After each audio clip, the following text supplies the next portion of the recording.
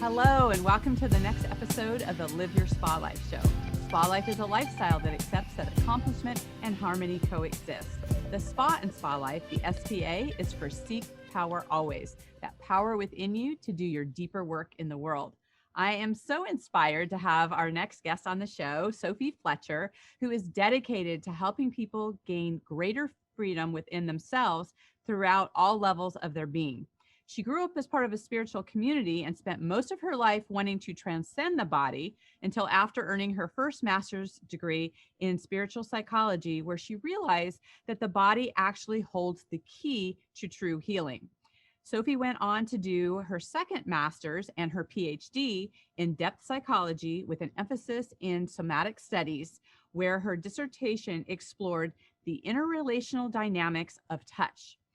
Through utilizing multiple bodywork modalities, somatic experiencing, breathwork, and energetic clearing techniques, Sophie focuses on tapping into the unconscious by attending to what comes forward through the innate wisdom of the client's body. Sophie, welcome to the show.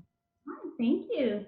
I'm happy to be here. Oh, so fun. I have pretty much the whole time I have known you, you have been studying for something, attaining the next level of academia and, you know, the spirituality and just the unfolding of all of that. And you've come to a recent conclusion, and now that we can call you Dr. Sophie. And I would love for us to just start with your dissertation. Let's start about how did you decide to have your focus on interrelational dynamics of touch? That is a mouthful in and of itself. How did you choose that, and what were some of your discoveries along the way?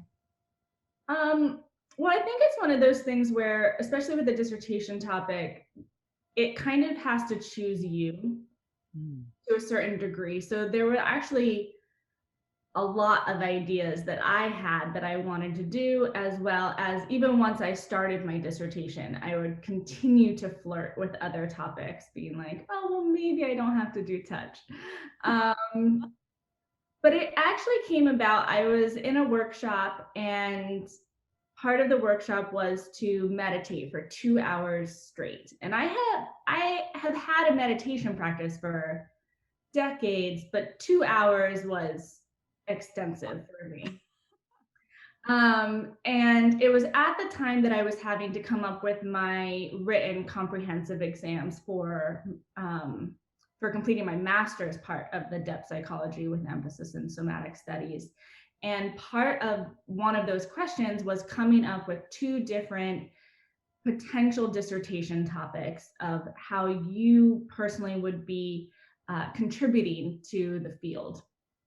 And so I was in my meditation, and this question was really heavy on my mind because I really didn't know yet. And I think it was that quarter, or maybe it was the quarter before, I had read this book by Sandra and Matthew Blakesley, and they talk about parapersonal space.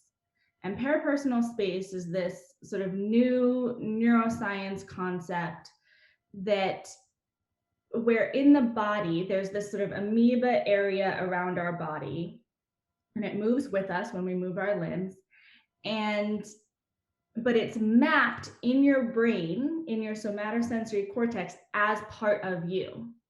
So they were very clear that where your skin ends is not actually where your brain maps where you end. Right. That really boggled my mind. And then on top of that, with the parapersonal space, whatever you're touching, whatever you're physically touching, actually gets enveloped into this parapersonal space. So your brain starts literally mapping what it is that you're touching as part of you. So now, does this have anything to do with your aura? It doesn't. So the aura is more, from what I can understand, and from then going on to studying more of the bioenergetic medicines, the aura is more personal. So while things come into it, what's in it is not like physically inside your aura, is not actually mapped by your brain as you. Okay. So there's still a little bit of a separation, whereas your parapersonal space basically engulfs what it is. So my favorite example is if you're driving a car and you go under something low hanging and you physically duck your head down, I understand mentally, me ducking my head down is not going to stop whether or not the top of the car hits something. Right. But my body, because I'm now touching it with my hands, my body, I've mapped it. My brain is saying, like, this is where I end. The top of this car is where I end. Mm. So then I started thinking about that, because that has been studied extensively in terms of utilizing tools, people with artificial limbs, things like that, where it gets mapped as part of you. But how far away from your physical body does that get enveloped? It's not that far. Okay. It's sort of like maybe half a foot or so. And it kind of also depends, it can interact with your visual field. So if you're visually looking at something, it may be a little farther because you're encompassing a little bit more in terms of, then you get into the more of the bimodal neuron situations. So it's not super far, but it's far enough that like you don't end here. And so there's this sort of like liminal space in between your conception of you, and where your brain finishes you. Right. You know, you've recently shared also about the connection between your cell phone and your physical body. Talk a little bit about that. Yeah. Well, so then I started thinking in terms of this parapersonal space. I was thinking, what more do people touch nowadays in modern society than your cell phones? So, and I've heard so many people say when they've lost a cell phone or it's misplaced, they just can't find it for like 2 minutes even. And it's like, I feel like I'm missing a piece of myself. And it's literally because your brain has mapped it as part of you now for so long that your brain is literally going, mayday, mayday, you're missing a limb. Even though, it's not technically, but that's when we get more into it as well, the conversation about like, are we already transhuman? So there's a lot of debate around that. Like, are we already merged with our technology to a certain extent that it would be really hard to unlock that? And so are we already transhuman, or are we just rapidly getting closer to being transhuman? Like, where is that line? Because I feel regardless of a lot of things, it's like we're playing in that dimension. Right. However, Where does addiction come into that? Like in terms of like, I've been to retreats where you can't have your cell phone. And sometimes it takes like that first 24 hours where you kind of have that like, oh my God, where is it kind of thing? Or, waiting to hear the dings or whatever. And then it seems to me there's about that magic 24-hour period when I don't have it, that I just don't even care about it anymore, So So that's the other magical things about our brains, is that it's super plastic. So it's always changing. So you're mapping whatever is with you, but as soon as you've now sort of mapped yourself to a certain extent without it, and same with addiction. So I know we've talked about this in other things where we've been involved in, where your brain, there's certain neural pathways and there's certain things that get ingrained. And it's like, okay, this is like the 101 highway. Like it is there, it is open, we know we can take it. It's we know it like the back of our hand kind of thing.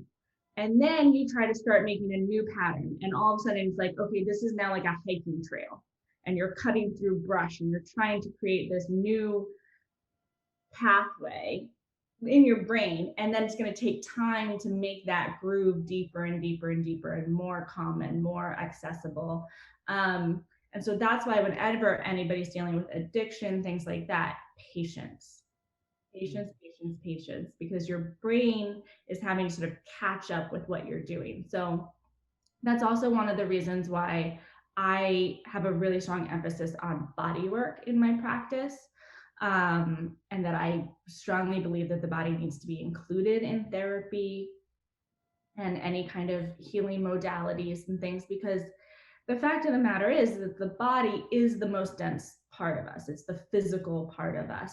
And so energy, things like that, don't move through as fast as just sort of our minds. And our body is actually how we experience everything. So through our senses, through our body. So it's holding so much of our unconscious, of our shadow. one of my favorite quotes by Romanishin was that his client's body remembered what was too painful to keep conscious, but too important to forget. Oh, wow. And that's been something that I have experienced time and time again in my own work, as well as with clients, where they have a conscious understanding of themselves or their psyche or what is happening for them, where things came from, but the body will have its own story because it's having to hold so much that would be too much to be just always consciously aware of. Right. And that was a big piece of my dissertation. So how it came to be people on people with touch is because that hasn't really been studied. The interrelational, that when we're touching, our parapersonal space is mapping this other person. It's being studied in sort of like the Heart Map Institute, and a couple others where they like heart rates sync up with each other, or nervous systems kind of sync with each other. But I was really curious about practitioners of bodywork with their clients, in terms of there's these people who are consciously in contact with their clients for an extended period of time. And I personally had experiences where I was working on a client and then I would feel things that I was like, this is not me, or this isn't mine, this is weird. And I didn't have any training in that from any of the bodywork modalities that I trained in. And so I started to talk to friends about it. They had all had similar experiences. So, and as I learned about the parapersonal space, so then I kind of just combined them because I really wanted to study this parapersonal space, and I really wanted to know what was going on with practitioners, especially because practitioners don't get studied. And a big piece that I wanted to emphasize is that touch is bi-directional, and it's the only sense that's bi-directional. So you cannot touch something without also being touched yourself. And that had been really overlooked in a lot of the research. Right. Even in therapy, you know, the concepts of transference, countertransference, somatic countertransference, all of that was more taboo. Like it was something that you're not really supposed to talk about, because then that means that the therapist isn't like a completely blank slate, which is true. Yeah, right. So why I called it interrelational dynamics of touch is because two people are meeting, two people are interacting, and two people are affecting one another. And so I really wanted to emphasize that it's not unidirectional. It's not one person being affected. Yeah. You know, it's funny. I always think about like when I was on the police department and I would go to a scene where there was trauma that had happened. Like if somebody got shot, like I felt pain in the area where they got shot.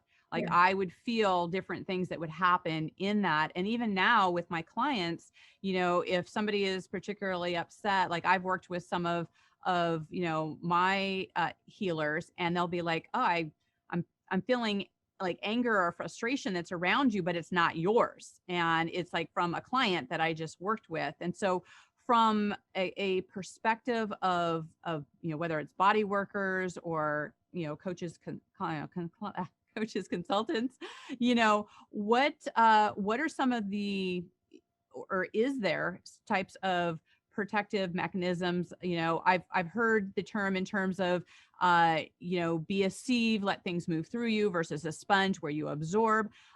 What are some of the practicalities of a practitioner to kind of, I don't know if it's boundaries that are being kept, or what is the framework in looking at that so that, for lack of a better word, we don't leak all over each other?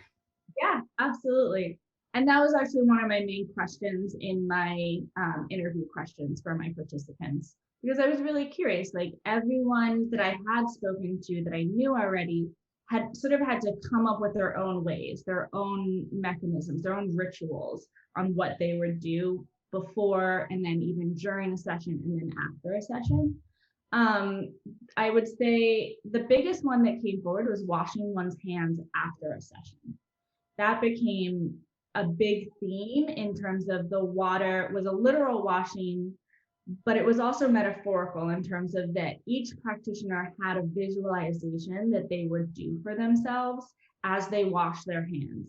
And for them, that meant this session is over. I am no longer in this role. I am disconnecting myself from my client, because part of it is during a session that can be extremely helpful. Like for you to be able to feel that pain or know what was happening in the person's body, that's information. And so all of the participants that I studied or that I asked questions of, they all said that like getting that information was vital. It informed all of their work in terms of what they were going to work on, where they were going to go, all of that. And they needed that really close contact, immediate feedback from clients. And even one of them mentioned, like we have tools, we have things that we can use on somebody's body. And he's like, I don't like to do that because it gets in the way of my communication and my conversation with their body. So there's that. There was also things to do beforehand in terms of a visualization, or I also heard people say about like a mantra, like what's mine is mine, what's yours is yours. A visualization of feeling like white light come around your body and then figure 8 around the other body, so that there was like a cross in between the bodies so that it wasn't fully connected. But it was in relationship still. Right. Another thing was asking a very simple question: is this mine? Because then your body sort of hears that question and can let you know. So a big piece of this, which was one of my main themes that came forward, was knowing oneself is the biggest thing. So the more grounded you can be in yourself, the more self-aware that you can be, the more that you can have mined your own inner workings, the better you're going to be at feeling out and sussing out, this is mine, this is not mine. And then this is not mine, I can use that as information. I can use that as what to do next. I can use that in the work that we're doing together, versus something where it's sort of like, oh, I don't want to feel that. Well, then you're not using it in the way that it's coming forward, because the body speaks in symbols.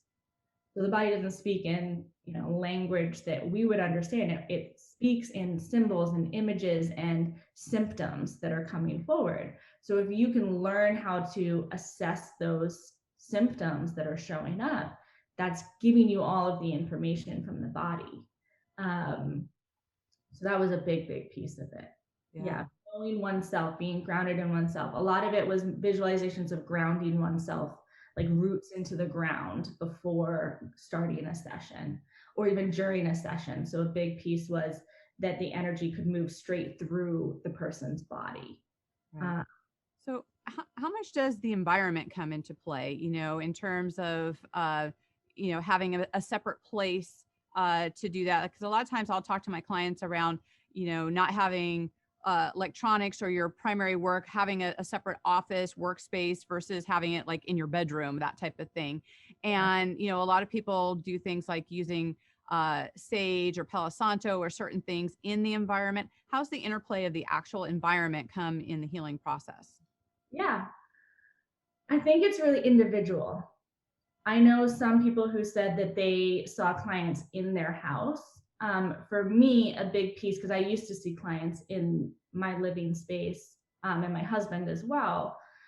So when we were moving, I wanted to be really specific that we had to have a separate building on the property. And that's where we saw clients. And the clients did not come inside of the main living space for me, because that felt like a really strong boundary, especially because I'm just more of a private person, I would say. And so that was a big piece for me. But I've heard that isn't a big piece for other people, and that they feel like, spritzing rose water or the Palo Santo or sage or doing a little mantra, or I even used, when I was working on my dissertation, one of my rituals was that I lit a candle when I started working on my dissertation. And when I was done working on the dissertation, I would blow out the candle, because I was working on my dissertation at my desk where I do other things. So it's also where I have client calls sometimes, or I'm doing paperwork, or I'm just doing my emails, or I'm just,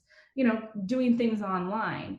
And so for me, I needed that symbol of like, this is dissertation time. This is not dissertation time, even though I'm sitting in the same space. Yeah. I love the symbols of like beginnings and endings, like that there's like this kind of container around it, because I think there's something where your mind almost just kind of leaks into a bunch of other things if there isn't kind of some parenthesis, if you will, around things.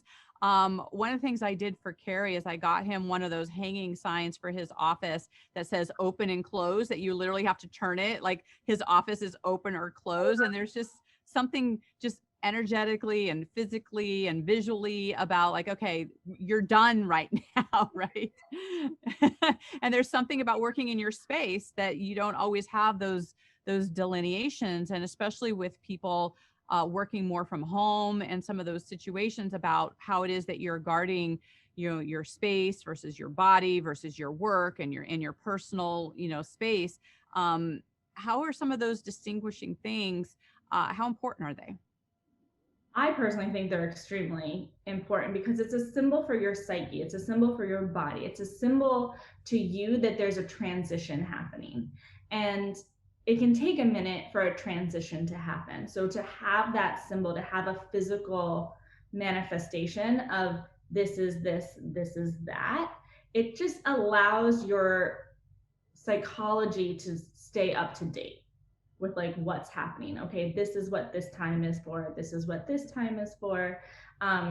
This is when I should be focusing on my dissertation. This is when I get to take a break, because otherwise, especially working from home, things like that, it's like it can bleed together so much that then you don't have like, this is now family time, and my brain has to like switch in how I'm relating to people. Like I'm not going to relate to my husband the same way that I relate to a client. I mean, there's going to be some crossover. I'm going to have empathy and compassion for him as well and things, but it's not going to be the same. I'm not his coach or SC practitioner or things like that. And I like to have that distinction. I think it's really, really important. There's other people who say that it isn't. I think that it would bleed. Right. I agree. I think it's important to have those distinctions, and you know, the environments that you create are so important. In fact, that's one of the things I love asking my guests is, you know, you're going to feel differently in your bedroom versus your office or your kitchen. What's your favorite room in your home and why? For me, Mhm. well, that's hard. It's a major toss up between my office, where I am right now, and my bedroom. But I think it's my office. So this room, I have an amazing view out the front of me. There's a big window, and I see like sycamore trees and oak trees and an olive tree. And then there's a distant like mountain top that I can see. And I love views. Like views are a big thing for me. That was always, it's a way for me to clear my head. It's a way for me to get perspective. It's a way for me to kind of be like, okay, the thing that I'm dealing with is this big compared to that mountain that I can see. I'm this big compared to that mountain I can see. So whatever I'm dealing with is not the end of the world. It's not the biggest thing in the world. Because otherwise I think I can have a tendency to get too into it and too into my mind and too like focused in. And this kind of helps me breathe, like, oh, okay, there's space, there's perspective, there's things happening, there's nature. When I open the windows, I can hear the birds chirping, and we're now, you know, straight up in the middle of the woods. So I don't see another building in front of me at all. Wow. Um, yeah, I love my office. And I had to, yeah, I love my office now. I love that. I mean, I love, you know, consciously created spaces, you know, that have personal meaning to you, and how that looks like, you know, it helps set you up for success, and how you want to experience your life. Right. And so it's interesting you know, a lot of times I like to see like, what are some of the things that felt disempowering to you, and what things help you stand in your power. And you've spoken a lot about like academia, about how that's kind of been a two-edged sword for you in that. And this, I think it's important to share, because I think that there's been a lot of people as children who were told because of any type of learning disability or anything perceived as a block to their learning. And I'd love for you to share a little bit about your story around that, about where if you would have listened to somebody who's in the know, an expert, you maybe wouldn't have excelled to the level that you have. So talk a little bit about that. Yeah.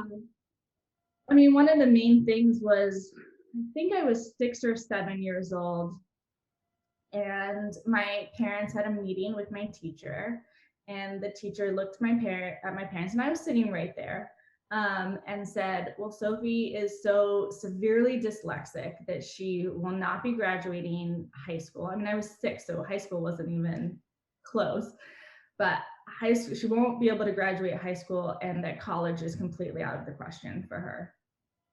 And that's an intense thing to hear as a 6 or 7 year old, even when I don't have the conceptual framework of what college is even yet.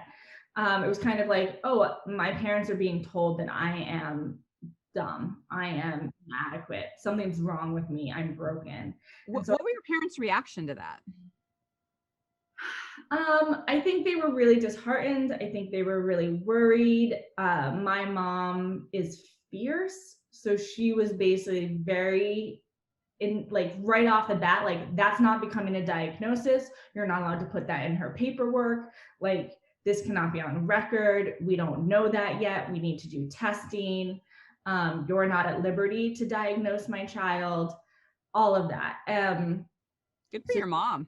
Hardcore into that. But I know it was also, I'm sure, really difficult for them because both of my parents are extremely intellectual and very, very smart, as well as my older sister. So what turned out to be is that I did have some dyslexia. I still deal with it a tiny bit with numbers. Like if somebody says a string of numbers out loud to me, I'm going to be like, I don't even know what you just said. I got the first number. You need to slow down. But really, that's the only way that it affects me anymore. But the main thing was that I'm a kinesthetic learner. So I need to be able to touch something. I need to be able to understand it. I need to be able to relate to it in order to really intake the information. And memorization, if you're just saying like, memorize this word, the spelling of this word is like, I don't care. Like, there's a part of my brain that's just sort of like, whatever. And so that was the big thing, was that I was having trouble with spelling tests or quizzes or whatever. So that was how she was using it to diagnose me. Right. The one of the things I love about that story is it's always amazing to me where people are trying to predict someone's success or future without ever looking at what are the possibilities, how can you go around it, just how can you have some and this could stop people in their tracks. And, if they would incorporate those things within themselves and to continue on with that, I think is just an interesting way that, we have to look at who's in our court, like who's supporting us and who is, our cheerleaders and, giving us, good feedback, not just, sugarcoating anything, but still being able to make it in a way that you can actually do something about it versus a sentence that would potentially, stop you with that. So one of the things I'd like to look at here too is, this last year has been a real shift and change for people, right? In terms of a lot of isolation, a lot of anxiety, people, being not connected with anyone more than ever. With your focus on touch, what do you feel like is some of the ramifications, if you will, of people having such disconnection for so long? And how can people pull themselves, through this? Yeah, I keep actually joking with people this past year where I was like, I didn't actually mean to do my dissertation on one of the most controversial topics in the world at the moment. That wasn't my, when I started out, that wasn't my goal or intention. I knew, touch has always had a little bit of a taboo edge to it and things like that, but not nearly to the degree that it has this past year. This one's hard for me because after all of my studying, after really going into the literature on just how important touch is. I mean, one of the things is that people think that touch is like a luxury, and it's just not. It is an actual vital human need. It's up there with breathing and food and water. babies literally die if they don't get touch. They can be in a sterile environment, they can be fed, they can be warm, they can have every other physical need met. And if they are not getting physical touch, they will literally wither and die and not develop. Right. It is not a luxury. Like, that's what I'm trying to like instill in people this year. Is it is not a luxury. It is a necessity, and we have to have it. And when you don't have it, it's like your nervous system is impacted, your immune system is impacted, your psychology is impacted. The suicide goes through the roof when people aren't being touched. Depression, sickness, and health. The ramifications are everything. And I think it's tragic. It's tragic on what's happened this year. And I have friends who were like, I haven't touched somebody in like 6 months. And I was like, imagine that. My single friends, like I hurt for them. It hurts my heart. It hurts my body when I think about it, because at least I've had my partner. At least I've had my puppy. At least I've had friends that we still get together and things. So I haven't had that same experience. And especially for the kids, I don't know how it's going to recover. And I pray that it will. I pray that it somehow becomes like, all of a sudden everybody's like touch obsessed when this is over, and something so that we get fed, and so that the damage that's being done can be reversed, because I do truly believe that it can be reversed. Damage can be reversed. Trauma can be reversed. It can inform us in huge ways. And so I try to keep focusing on that mainly. But it's also, there's still so much taboo around touch. There's still so much restriction, and touch is like such an amazing dichotomy in that way, that it can be the worst, atrocious, abysmal trauma induced reactions to wrong touch. Right. And it can be the most transcendent healer if it's done with love and care and compassion and intention. Right. So it's sort of like there needs to be this whole mind shift around touch, and a real honoring of it. Because that's the other thing, and something that I've brought up with people occasionally, is that through lack touch, we go into touch starvation. We go into touch hunger. And like, if you're an animal and you haven't eaten in 6 months, I don't know that you're going to be super consciously, like lovingly touching another person. You're going to be like, oh my God, give me all of the touch. So I don't have the solution, unfortunately, except for that I hope people get to a place where they are hugging each other, they are cuddling with each other, or just holding hands, even just standing behind somebody with your hands on their shoulders. There's a lot of research right now on sort of virtual touch and self-touch. Self-touch is amazing. If you really, really cannot handle touching another person yet, do self-touch. And I don't mean, I feel like every time I say that, it always gets conflated with sexuality, and it's not. And I'm saying, like, touch your arm, hold your own hand, sit with your hands like this, touch your shoulders, give yourself a hug.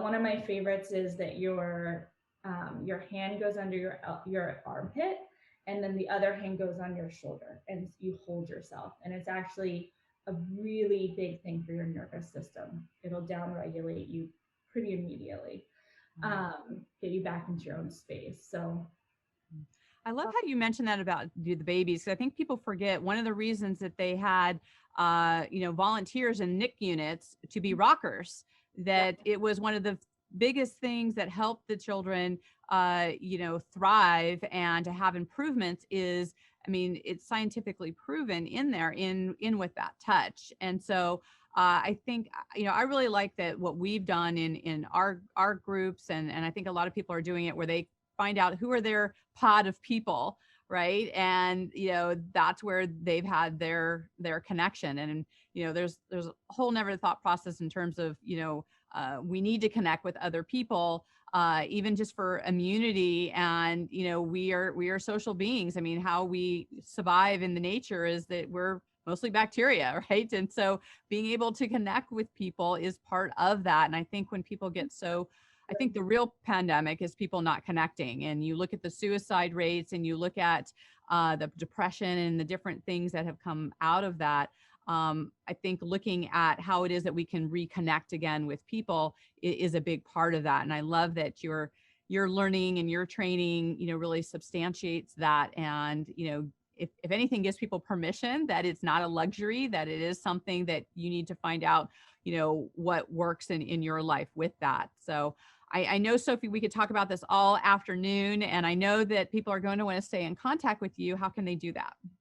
Yeah, so I'm on Instagram at Sophie Fletcher .Ph.D. My website isn't up yet, but it will be soon, and it's sophiefletcherphd.com. You can find my email address at saf885@gmail.com. I think I also have this Sophie Fletcher PhD at protonmail.com. So yeah, any of those ways that you want to reach out or be in contact would be great. Perfect. And we'll put those in the show notes as well, so people can reach out in that way.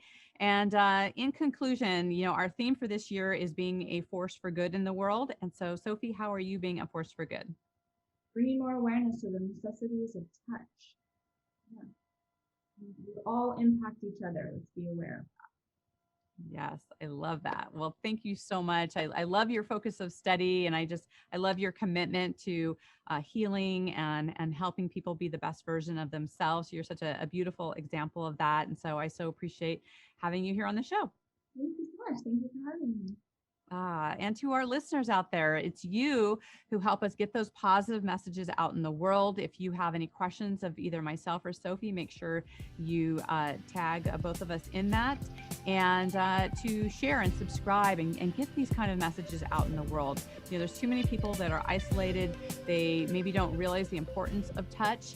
So share this episode with them and get it out there in the world. And until we connect again, live your spa life. Bye for now.